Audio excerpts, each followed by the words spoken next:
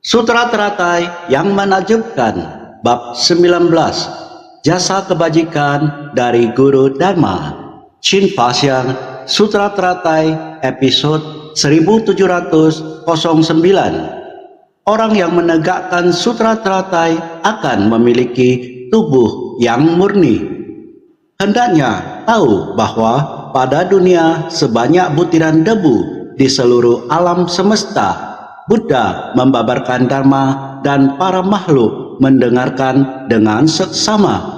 Pembabaran dan pendengaran secara bersamaan ini adalah sangat menakjubkan, sangat mendalam dan sulit diungkapkan dengan kata-kata. Tidak dapat diukur dengan kondisi batin dari makhluk awam. Ini adalah pintu Dharma dari Maha Dharani, tenang, jernih, dan terang selamanya. Inilah kondisi ketika tubuh Dharma mengantarkan jasa kebajikan pada semua makhluk secara tak kentara. Bersungguh hati menghayati, hendaknya harus tahu bahwa pada dunia sebanyak butiran debu di seluruh alam semesta. Seluruh alam semesta berarti memenuhi seluruh alam semesta. Dunia sebanyak butiran debu berarti seluruh negeri yang ada. Tempat yang memiliki ruang, tempat yang memiliki tanah di seluruh alam semesta. Inilah dunia sebanyak butiran debu, yakni sangat banyak negara, tempat yang memiliki tanah di bawah dunia alam semesta.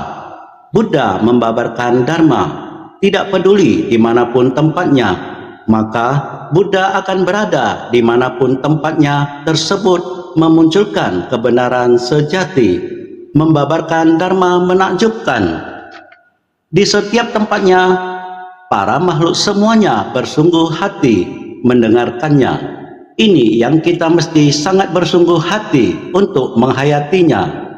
Dharma Buddha pada dasarnya adalah hakiki, semula adanya. Hanya saja manusia di dunia tidak mampu untuk menghayatinya.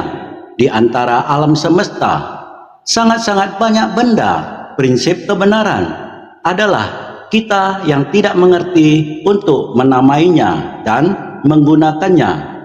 Sang Buddha setelah tersadarkan dari yang pada awalnya seluruh prinsip kebenaran di dunia sebanyak butiran debu di seluruh alam semesta, menganalisanya menjadi berbagai macam, menggunakan nama, menggunakan prinsip untuk menjelaskannya agar didengarkan semua orang. Yang semacam ini pada dasarnya tidak berwujud.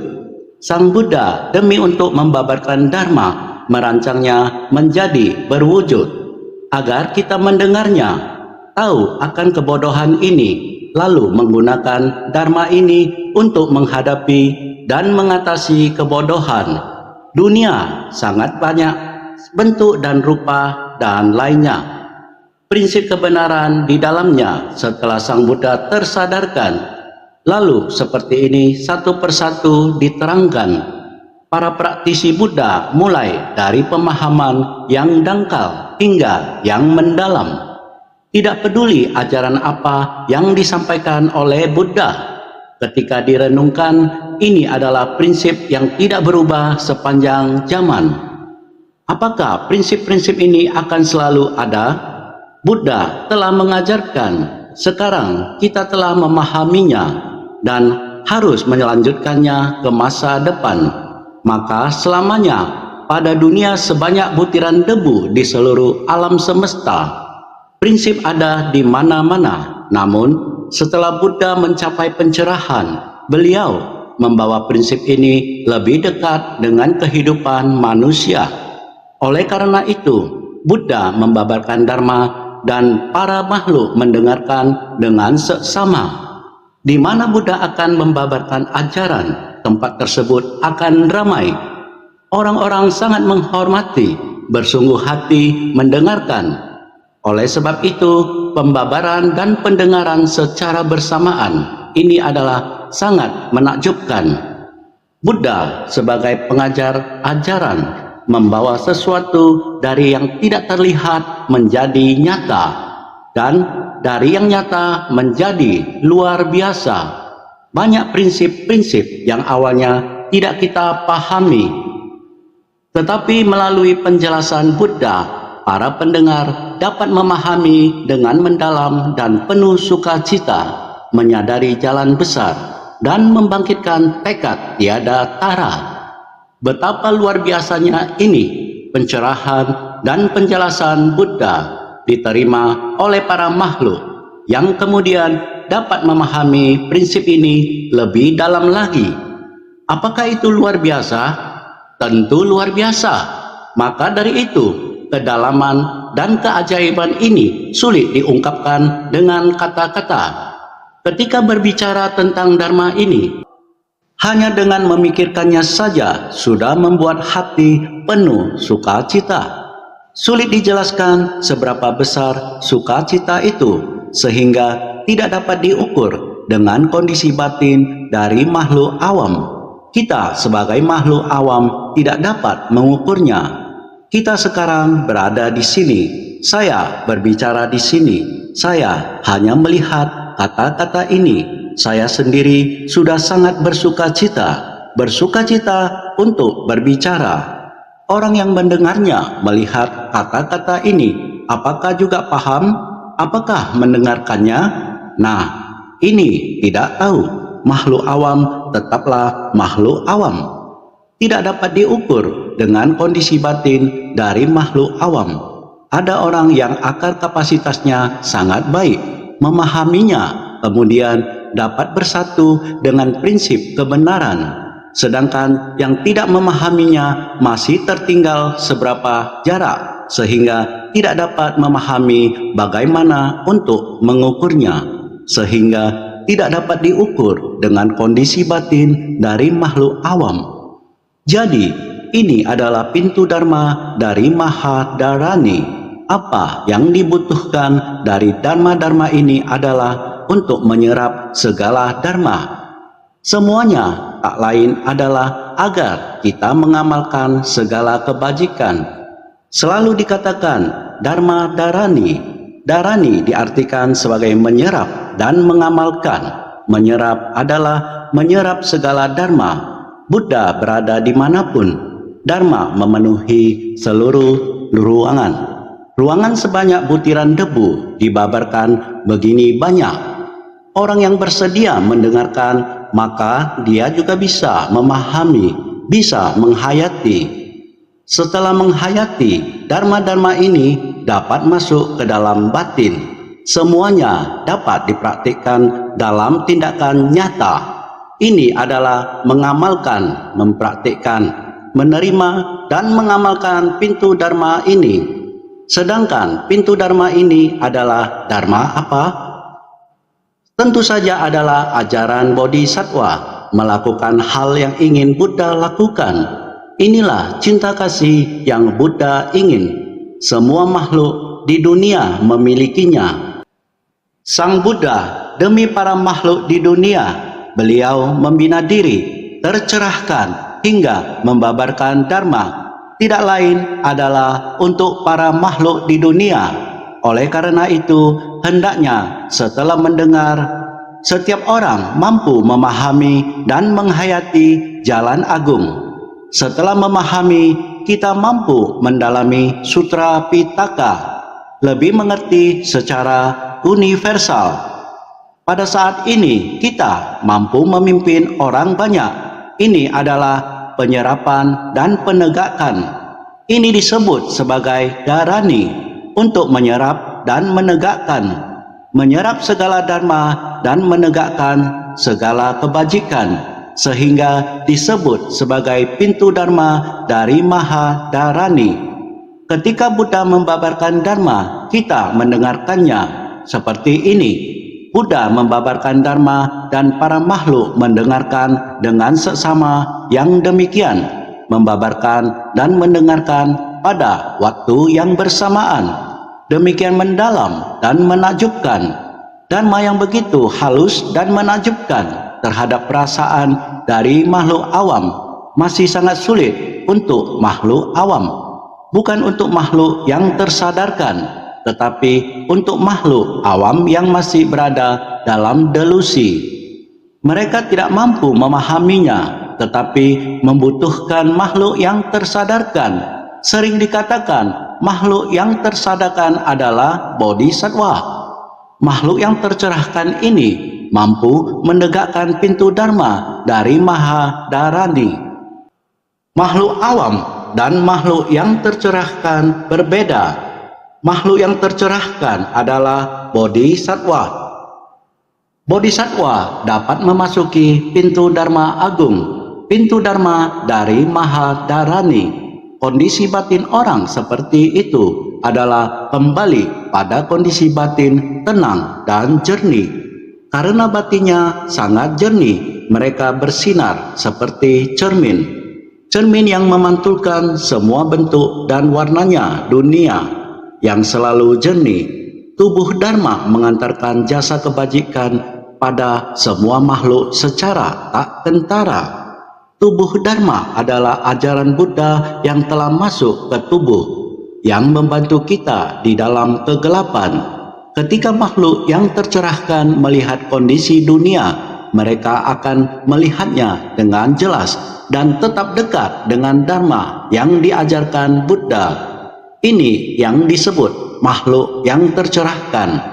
Ini seperti di tahun 2019, ada sekelompok bodhisattva yang pulang dari Mozambik.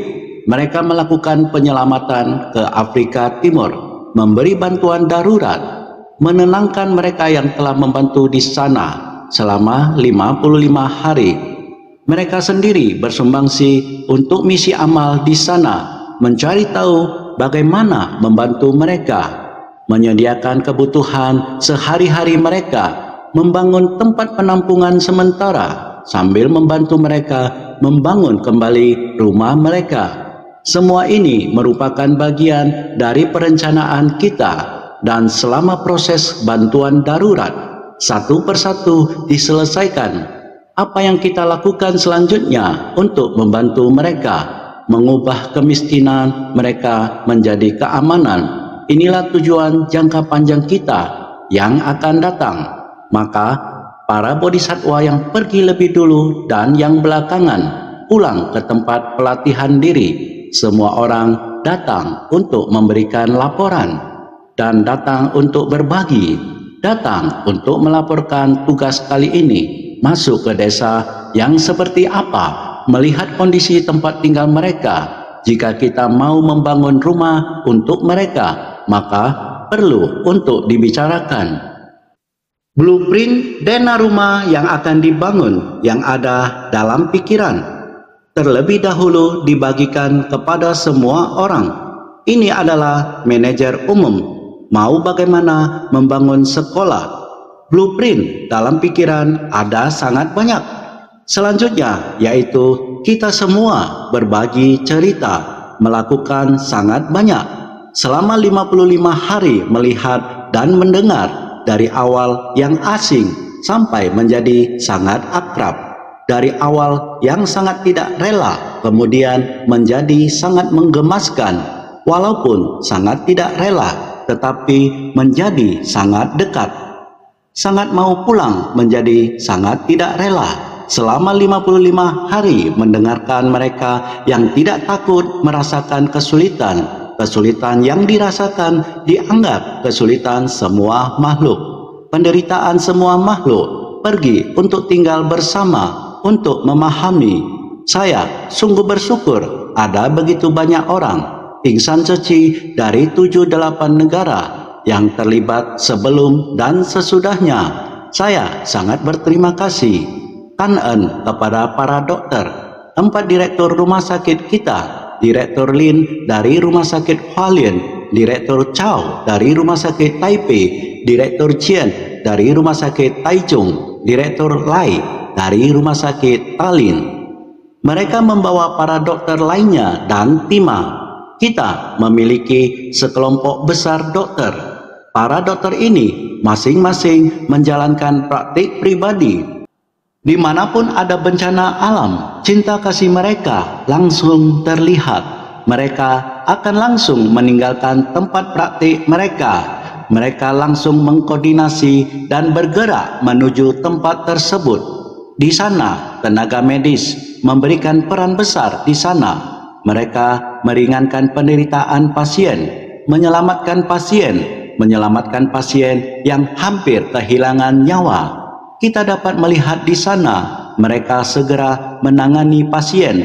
Di saat yang sama, mereka juga menyarankan agar pasien langsung dibawa ke rumah sakit. Dengan melihat, mereka tahu tindakan medis apa yang dibutuhkan. Apakah mereka perlu dirawat inap untuk dapat diselamatkan? Keesokan harinya, ketika melihat anak ini sudah duduk di ranjang rumah sakit. Ini adalah jalinan jodoh yang sangat menakjubkan. Cinta kasih yang diberikan oleh para dokter, misi kesehatan dan amal kita begitu lengkap. Dan juga misi pendidikan kita, mereka pergi ke sana, bahkan mengunjungi sekolah kedokteran mereka, ke universitas di sana. Melihat universitas itu membuat mereka tidak tega. Apa yang dilakukan mahasiswa sekolah kedokteran setelah mereka menyelesaikan sekolah mereka? Seharusnya membiarkan mereka melakukan pelatihan klinis, tetapi tampaknya mereka tidak memiliki sumber daya untuk membantu mereka mengembangkan karir medis mereka di sana. Ini sangat disayangkan. Mereka kekurangan dokter dan obat di sana. Sayangnya, mahasiswa kedokteran yang terlatih diburu oleh dunia bisnis. Mereka terjun ke bisnis, perdagangan, dan sebagainya. Sangat disayangkan, orang-orang berbakat tidak bisa menjadi dokter. Jadi, ketika menyangkut universitas ini, Universitas Ceci berharap untuk membantu para mahasiswa di sekolah kedokteran universitas maju ke tingkat berikutnya untuk benar-benar melatih mereka dengan baik, sehingga kita dapat membawa mereka ke Taiwan dan seterusnya. Ini juga akan membantu misi pendidikan. Untuk sekolah menengah dan dasar, kita harus dengan bersungguh hati membuat rencana untuk membangun sekolah agar anak-anak ini memiliki kesempatan untuk menerima pendidikan, sehingga mereka dapat mengubah hidup mereka. Dan budaya humanis kita, TV TAI, karyawan dan direktur juga ikut. Kelihatan sekali sistem 4-in-1-nya. Di sana selain bersumbangsi terhadap bencana darurat dan demi masa depan, juga ada pengobatan, pendidikan, dan budaya humanis. Dan pada saat Waisak juga dilakukan prosesi Waisak. Sang Maha Sadar di alam semesta dengan jelas berada di tempat itu. Saya bertanya, di tempat ini kenapa bisa ada Sang Maha Sadar di alam semesta? Buddha kristal? Mereka menjawab, ada seorang sesiong dari Australia yang pulang ke Taiwan. Mereka ingin datang ke tempat ini. Mereka akan membawa beberapa rupang Buddha kristal ke sana. Terus dari Taiwan ada yang membawa ke sini. Seperti ini dikumpulkan, baik dari Australia, dari Taiwan. Rupang kristal Sang Maha Sadar di alam semesta didirikan. Tubuh Buddha jernih dan tidak dicemarkan oleh debu. Jika ada debu, tempat yang kena debu tinggal dilap bersih. Mereka bahkan tidak kenal apa itu Buddha, dan sekarang telah diletakkan di sana. Sangat agung. Dengan hiasan air dan bunga, Buddha kristal yang agung didirikan di tempat itu. Dokter dan para relawan Ceci berada di sana bersama relawan lokal dan penduduk setempat untuk melaksanakan upacara mandi Buddha. Mereka juga dengan penuh semangat mengucapkan dalam bahasa Mandarin, Li Fo Zhe, menghormati kaki Buddha, dan Xie Hua Xiang menerima wangi bunga. Singkatnya, mereka sangat tulus. Kombinasi antara amal dan agama ini demi ajaran Buddha, demi semua makhluk, terlihat begitu jelas di tempat itu. Sungguh merupakan waktu yang tepat. Karma terjalin dengan baik. Di Mozambik, penderitaan begitu terasa karena adanya para relawan ceci yang datang ke sana.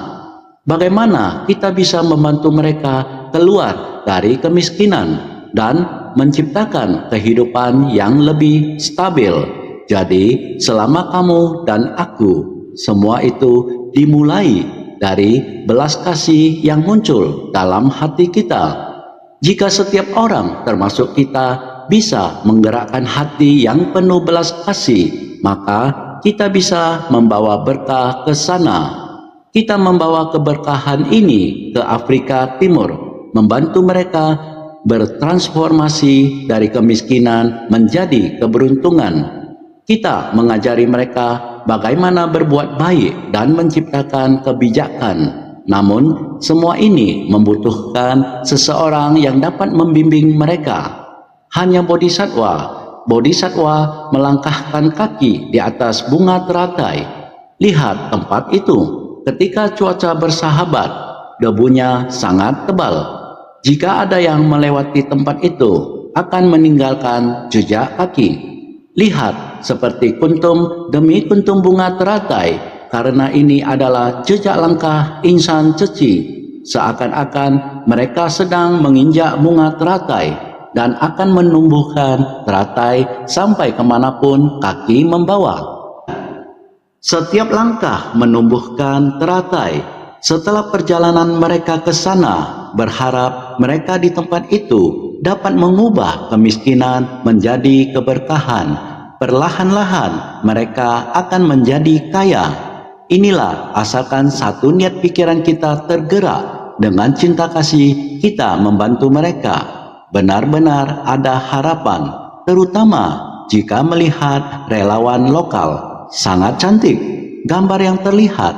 Para relawan sedang mengangkat barang, menatanya sampai rapi, dibawa di atas kepala, sebungkus demi sebungkus besar bahan makanan untuk memindahkannya. Bukan dengan memeluk, mereka menaruhnya di atas kepala, taruh di atas kepala, lalu dengan disiplin. Bukan begitu di atas kepala langsung jalan, bukan. Setelah barang ditaruh di atas kepala, selangkah demi selangkah sambil menggoyangkan tubuhnya. Goyang, goyang, selangkah demi selangkah. Satu demi satu beriringan. Depan belakang sambil bernyanyi dengan sukacita, seakan-akan sedang berperadak sina. Langkah kakinya sama sekali tidak menyimpang. Seharusnya ini menjadi berperadak sina. Dengan demikian, setiap orang dengan barang di atas kepala. Alangkah indahnya gambar ini. Inilah relawan lokal. Kepala menjunjung barang sumbangan. Langkah teratur berirama. Di atas kepala menjunjung barang sumbangan. Gerakan mereka teratur berirama, sangat indah. Relawan lokal dari kantor penghubung Maputo pergi ke daerah bencana yang jaraknya lebih dari 1.200 km. Para relawan ini berada lebih dari 1.200 km jauhnya. Bagaimana para benih relawan ini bisa datang ke sana dan memberi bantuan? Kami harus mengundang para benih relawan tersebut untuk pergi ke sana. Mereka bisa berbicara bahasa setempat. Mereka juga memahami budaya lokal. Tetapi dengan jarak lebih dari 1.200 km, bagaimana mereka bisa bersumbangsi di sana? Mereka membangkitkan ikrar untuk pindah dan tinggal di sana. Jika kalian pindah ke sana, apa yang akan kalian lakukan?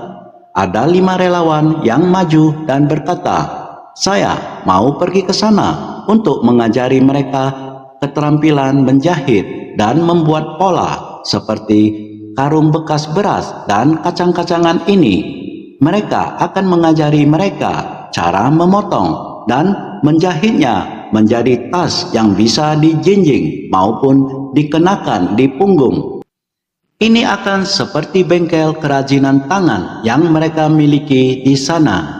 Dia berkata, saya akan membawa sebuah mesin jahit ke sana. dan mengajari mereka cara membuat kerajinan tangan. Orang di sebelah berkata sambil memeluk panci yang besar. Dia berkata, "Saya akan pergi ke grup Xiangqi. Saya dapat memasak nasi untuk semua orang. Saya dapat membawa panci dan peralatan ke sana dan memasak, sehingga semua orang dapat makan kenyang setiap hari." Para relawan harus terus melakukan pekerjaan mereka setiap hari. Yang di tengah memegang foto dan berkata, "Saya akan menyebarkan Dharma. Saya akan mengundang guru untuk ke sana. Saya dapat membabarkan Dharma Ceci di sana." Yang satu lagi tangannya memegang celengan bambu. Dia memegang celengan bambu dan berkata, "Saya mau ke sana dan mengatakan bahwa Ceci dimulai dari celengan bambu dan mengumpulkan dari dana kecil." Dengan cara ini membantu orang mengumpulkan dari yang kecil dan membimbing semua orang untuk memahami pentingnya bersumbangsi. Dan masih ada orang lain lagi membawa cangkul di tempat itu. Dia berkata ingin mengajarkan mereka bercocok tanam, cara berproduksi dan sebagainya. Setiap orang memiliki kemampuan seperti ini. Mereka membawa peralatan seperti ini dan menempuh jarak 1.200 km lebih. Ingin menetap di tempat itu, pergi ke sana untuk membantu para korban bencana, mendatangkan relawan Ceci untuk jangka waktu yang lama. Ceci ingin berada pada kota ini, yaitu Porto Beira. Ini adalah daerah bencana besar. Kita harus membawa orang-orang tersebut keluar. Relawan menjadi insan Ceci. Mereka membangkitkan tekad yang besar. Saya bertanya kepada mereka di saat koneksi dengan video dan bertanya kepada mereka, "Kalian saat ini mampu berapa orang?" 500 orang. "Oh, sebuah rupang bodhisatwa Avalokiteswara tidak cukup. Apakah masih ada cara untuk menjadi 2 rupang? 10 rupang." Semua orang membangkitkan tekad. Baiklah, 6.000 peserta bersiap sedia untuk menyadarkan 6.000 peserta. Pelatihan untuk 6.000 orang relawan benar-benar sangat sukacita. Mendengar mereka berbagi berbagai macam cerita, Dharma mulai memasuki batin mereka. Ada seseorang yang berasal dari Maputo, kakinya terluka, tidak bisa memakai sepatu. Dia tidak takut sakit. Kemudian melanjutkan berjalan sampai ke Asosiasi Rakyat Bagian Dokter. Kemudian melakukan pengobatan dan perawatan.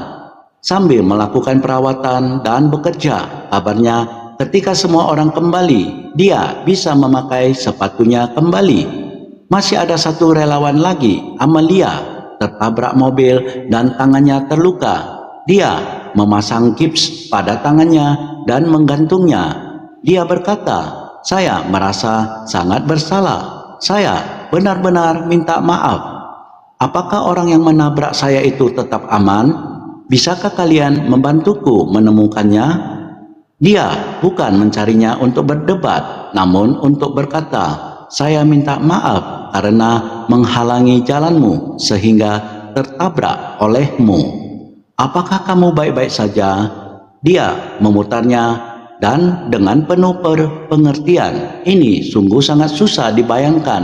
Mereka mendengar Dharma hingga dapat mempraktikkannya dalam tindakan nyata. Mereka juga bisa penuh ketulusan. Ketika benar-benar terjadi masalah, mereka masih bisa tetap demikian. Ada orang yang berkata kepadanya, "Kamu istirahat saja, tanganmu telah patah. Istirahat saja. Tangan saya ini telah patah. Tangan ini akan saya istirahatkan. Namun tangan saya yang ini masih bisa bekerja. Tangan ini tidak perlu istirahat. Oleh karena itu, dia juga tetap kerja. Ini adalah Dharma." Saya berkata, Dharma seperti ini belum saya ajarkan sebelumnya. Tetapi dalam hal ini, murid telah melampaui gurunya. Dia selalu mendengar Dharma ke dalam batinnya. meskipun tubuhnya mengalami kecelakaan, dia selalu menampakkan semangat pemberani dari seekor singa. Ini sungguh tidak mudah. Jika ingin menceritakan tentang kisah mereka, sungguh tidak habis untuk diceritakan. Cerita demi cerita mereka, penderitaan yang dialami setiap relawan, bagaikan neraka di dunia, mengalami berbagai penderitaan di tempat tersebut. Sekarang bodhisatwa kita yang melindungi Afrika Timur, sama seperti bodhisatwa Siti Garba di Gunung Chiahua di Anhui. Seorang pangeran bernama Qin Jiao Jie dari Korea turun kapal. Dia berjalan ke atas gunung dan memilih suatu tempat membangun gubuk untuk membina diri.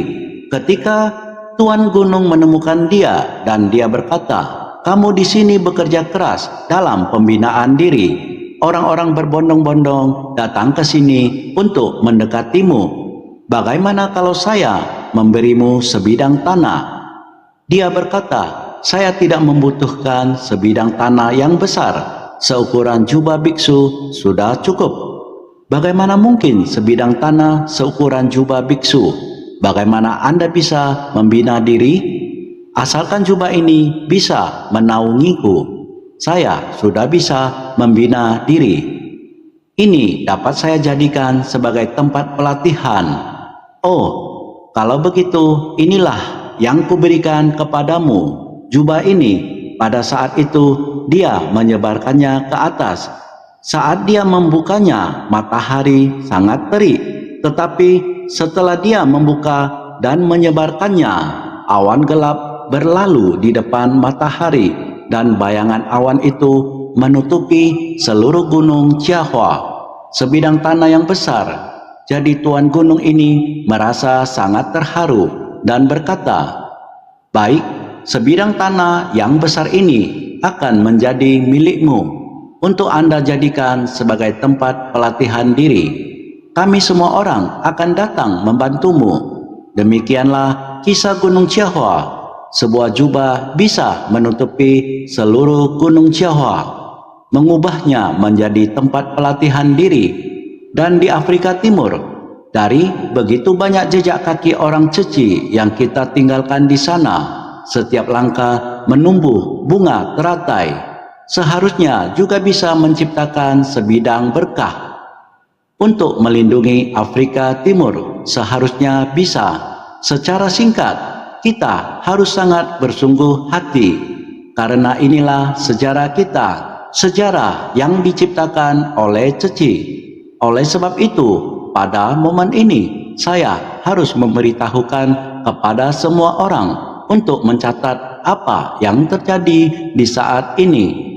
Sutra Teratai menyebutkan Dharma yang diajarkan Buddha berasal dari tubuh Buddha yang murni, bening seperti kristal.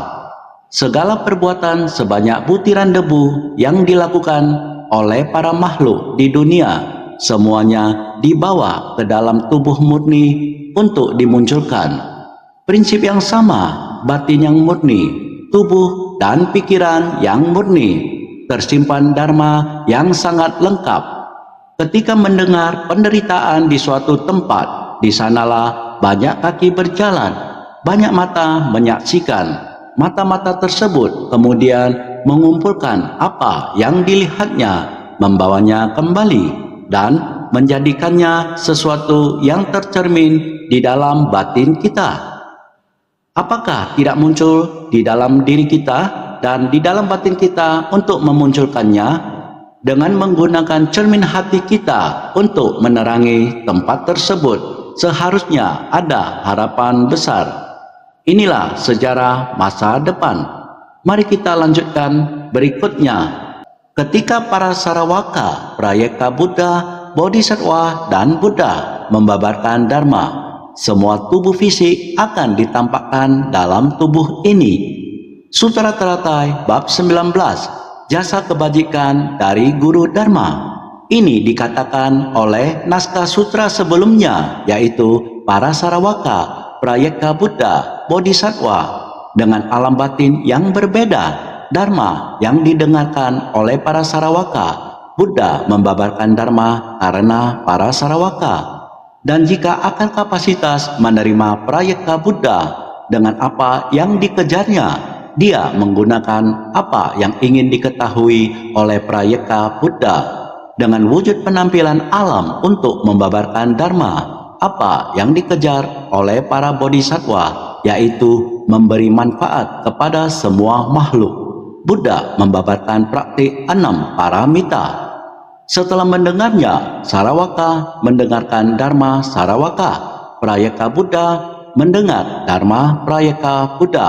Yang didengarkan oleh para bodhisattva adalah Dharma Bodhisattva.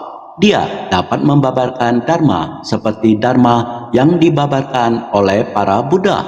Buddha bagaimana membabarkan Dharma Sarawaka. Saya adalah Sarawaka. Saya juga dapat menyebarkan Dharma Sarawaka. Sekiranya saya adalah bodhisattva, mendengar Dharma bodhisattva yang dibabarkan oleh Buddha, saya juga dapat menyebarkan Dharma bodhisattva. Sama seperti para Buddha membabarkan Dharma. Oleh sebab itu, setiap orang mendengarkan Dharma, setiap orang dapat menyebarkan Dharma. Jadi, demikianlah yang didengar adalah membabarkan demikian. Membabarkan Dharma yang dibabarkan oleh Buddha. Hal ini, semua tubuh fisik akan ditampakkan dalam tubuh ini. Masing-masing orang berbeda-beda. Dharma yang didengar ada yang dalam, ada yang dangkal. Akar kapasitas yang hendak dihadapi dalam dangkalnya masing-masing berbeda-beda. Jadi mereka di tempat itu membaca sutra seperti menghadap tubuh Dharma Sang Buddha. Menghadap makhluk yang bagaimana, maka Dharma yang dirasakan akan berbeda. Jadi ketika para Sarawaka, prayeka Buddha, Bodhisattva dan Buddha membabarkan Dharma, semua tubuh fisik akan ditampakkan dalam tubuh ini. Hari ini selanjutnya adalah pada ketika itu, Bhagawan karena ingin mengemukakan kembali maksudnya berkata dalam bentuk syair, sekiranya seseorang ada menegakkan sutra teratai, tubuhnya akan murni sekali, bagaikan lapis lazuli murni itu. Para makhluk semuanya akan senang melihatnya. Sutra Teratai bab 19, Jasa Kebajikan dari Guru Dharma. Tubuh pada naskah sutra yang di depan ini telah mengatakan sampai pada jasa kebajikan dari tubuh murni. Sekarang diulangi dalam bentuk syair sehingga sekiranya seseorang ada menegakkan sutra teratai, tubuhnya akan murni sekali, bagaikan lapis lazuli murni itu. Para makhluk semuanya akan senang melihatnya. Saat itu, Bhagawan mengemukakan kembali maksudnya, menggunakan syair mengulangi maksudnya. Sekiranya seseorang ada menegakkan sutra teratai, tubuhnya akan murni sekali. Orang yang menegakkan sutra seperti ini mengekang batin agar tidak mengarah pada kejahatan dan menegakkan praktik tanpa berbuat kesalahan. Batin, tubuh, dan perbuatan adalah sangat murni. Demikian melihat teks telah jelas. Bila kita orang yang menegakkan sutra teratai, batin kita mengekang, batin sama sekali tidak mengarah pada kejahatan. Kita praktik nyata tanpa berbuat kesalahan, sama sekali tidak akan berbuat kesalahan. Bukan hanya tidak berbuat kesalahan, amalkan segala kebajikan sehingga tindakan batin dan tubuh semuanya murni dan jernih, tidak tercemar. Bagaikan lapis lazuli murni itu, para makhluk semuanya akan senang melihatnya. Bagaikan lapis lazuli, jernih berkilau luar dan dalam. Para makhluk yang melihatnya, tiada satupun yang tak merasa sukacita, sehingga kita, bagaikan lapis lazuli murni itu, para makhluk semuanya akan senang melihatnya. Jernih berkilau luar dan dalam ini. Dari luar dalam terpancar keluar, sangat jernih, benda yang sangat bersih, sehingga para makhluk yang melihatnya tiada satupun yang tak merasa sukacita. melihatnya sangat sukacita. Ini yang harus kita ketahui. Jasa kebajikan dari menegakkan sutra teratai adalah membina diri ke dalam dan mempraktikkan keluar. Membina diri ke dalam adalah jasa, mempraktikkan keluar adalah kebajikan. Kita bukan hanya dapat membina diri ke dalam saja, kita masih ada kesempatan mempraktikkan keluar. Ini disebut jasa kebajikan. Bodhisattva bersungguh hati mendengar penderitaan dunia saat ini. Kita bodhisattva dunia praktik nyata, yaitu dalam Sutra Teratai. 800 jasa kebajikan tubuh yang kita laksanakan, praktek nyata, semua lebih bersungguh hati, kebenaran sejati dalam naskah sutra. Kebenaran sejati memenuhi seluruh alam semesta, dan kita praktek nyata adalah urusan yang tak terhingga di dunia, sehingga semua harus senantiasa bersungguh hati.